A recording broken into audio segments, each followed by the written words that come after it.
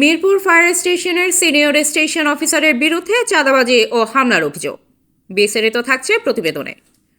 Fire service ও civil defence অধিদপ্তরের মিরপুর স্টেশনের senior station officer Mohammad Shahjahan সিরাজের বিরুদ্ধে ক্ষমতার অপব্যবহার, চাঁদাবাজি ও ব্যক্তিগত বিরোধের জেরে হামলার অভিযোগ উঠেছে।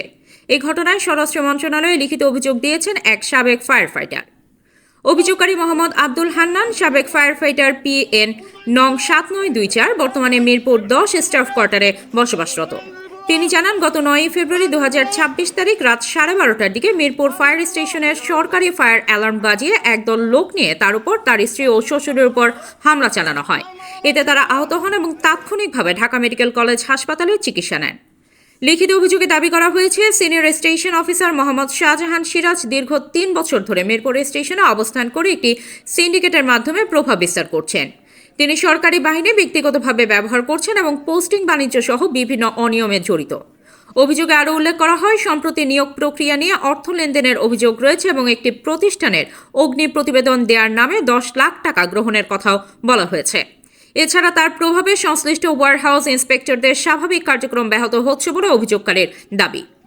এই বিষয়ে অভিযুক্ত senior station officer Mohammad Shahjahan Siraj বলেন, হান্নান ক্যান্সারের মতো ভাইরাস ফায়ার সার্ভিসের জন্য আমার নামে অভিযোগ দিয়েছে। মন্ত্রণালয়ে সঠিক তদন্ত করে তারা যে ব্যবস্থা নেয় আমি সেটাই মেনে নেব। অভিযোগকারী স্বরাষ্ট্র মন্ত্রণালয়ের অতিরিক্ত সচিব অগ্নি অনুবিভাগ এর দৃষ্টি আকর্ষণ করে বিষয়টি তদন্তপূর্বক প্রয়োজনীয় আইনগত ব্যবস্থা গ্রহণের দাবি জানিয়েছেন।